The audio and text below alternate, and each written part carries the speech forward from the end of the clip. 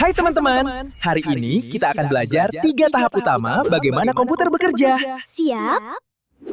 Input, proses, dan output adalah 3 tahapan utama yang disebut IPO. Cara kerja sistematis memecahkan masalah. Ini adalah cara kerja sistematis komputer untuk memecahkan masalah, selalu berurutan dari awal sampai akhir. Tahap pertama adalah input atau masukan, yaitu semua data atau informasi yang kita masukkan ke dalam sistem. Dalam coding, contoh inputnya adalah ketika kita menekan tombol start pada sebuah game yang akan dimainkan. Tahap kedua adalah proses, yaitu ketika sistem bekerja berdasarkan semua aturan yang sudah kita tentukan sebelumnya. Dalam coding, proses terjadi saat program menjalankan perintah, seperti karakter yang harus berjalan ke kanan. Tahap ketiga adalah output atau luaran, yaitu hasil akhir yang keluar setelah proses sistem selesai dilakukan. Dalam coding, hasilnya adalah ketika karakter di aplikasi betul-betul bergerak ke kanan sesuai perintah yang diberikan. Mari kita lihat contoh paling mudahnya di kehidupan sehari-hari. Kita ambil contoh menggunakan mesin cuci. Di mesin cuci, inputnya adalah baju kotor, deterjen, air, dan kita menekan tombol start.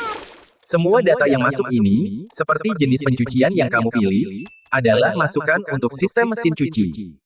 Setelah input, mesin akan memulai proses, yaitu membaca perintah dan mengatur air serta kecepatan putaran.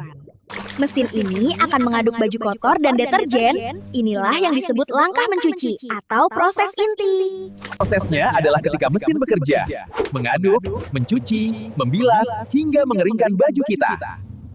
Hasil akhirnya atau output adalah baju kita yang sudah bersih, wangi, dan cukup kering, siap dipakai. Jadi kita lihat ya, kotor itu input, mencuci itu proses, dan bersih itu adalah outputnya. Sempurna! Mari kita coba contoh lain yang lebih seru. Bagaimana komputer bekerja saat kita membuat jus buah segar.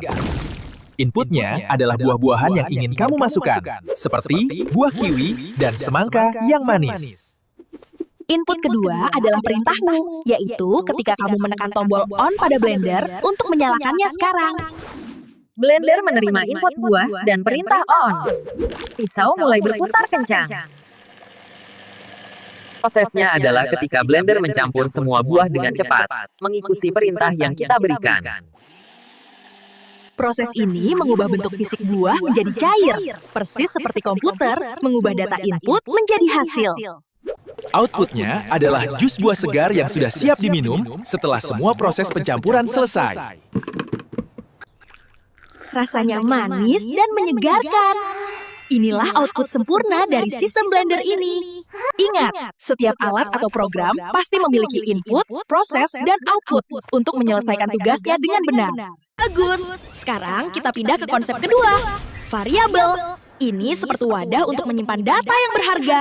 Variabel itu wadah atau tempat khusus di memori komputer untuk menyimpan data yang nilainya bisa berubah. Nilai dalam wadah ini bisa berubah sewaktu-waktu. Nilai tersebut bisa kita lihat, ukur, atau kita amati hasilnya. Untuk memahami variabel, bayangkan kamu sedang bermain game balap mobil yang sangat seru dan menantang. Kita buat wadah data bernama variabel score yang akan mencatat semua poin permainanmu di balapan ini. Saat kita baru mulai, nilai variabel skor kita selalu 0 karena kita belum melewati rintangan apapun. Ketika kamu berhasil melewati rintangan, nilai yang disimpan variabel skor akan langsung bertambah 10 poin. Sekarang, nilai yang disimpan variabel skor berubah dari 0 menjadi 10. Ini menunjukkan data yang dinamis. Ada juga variabel lain seperti nyawa atau life, yang nilainya biasanya menunjukkan kesempatan bermain kita. Jika kita menabrak rintangan atau lawan di game, variabel nyawa akan berkurang nilainya. Hati-hati ya. Variabel nyawa menyimpan data statusmu. Apakah kamu masih aman bermain atau sudah hampir game over? Input kita memicu proses kelas yang mengubah nilai di variabel nyawa output. Variabel sangat penting dalam coding karena mereka menyimpan semua informasi yang terus berubah seiring berjalannya program. Mari kita ulangi sebentar. Input adalah data mentah atau perintah yang kita berikan. Misalnya, mengetik huruf. Proses adalah kerja otak komputer yang menjalankan perintah dan memproses data sesuai aturan, seperti perhitungan matematika. Output adalah hasil yang dikeluarkan komputer setelah diproses, seperti tulisan yang muncul di layar monitor ini. Variabel ada di dalam proses. Tugasnya menyimpan nilai data yang terus berubah sebelum menjadi hasil output akhir. Setiap kali kita mendapatkan 10 poin, itu adalah input baru yang memicu proses perubahan nilai variabel skor. Variabel skor memproses input ini, menambahkan nilainya, dan menghasilkan output skor total yang baru, misalnya menjadi 20. Ingat, mulai dari mesin cuci hingga program coding, semua menggunakan 3 tahapan ini. Input, proses, output. Dan variabel adalah wadah penting di dalam proses yang menyimpan dan menunjukkan perubahan data yang terjadi.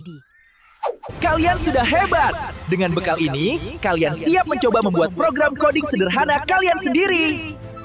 Jangan lupa untuk terus berlatih dan mengamati input, proses, dan output di sekitarmu. Sampai jumpa lagi! Hebat! Kalian sudah mengerti EPO dan variabel. Kedua konsep ini sangat penting dalam dunia coding dan komputer.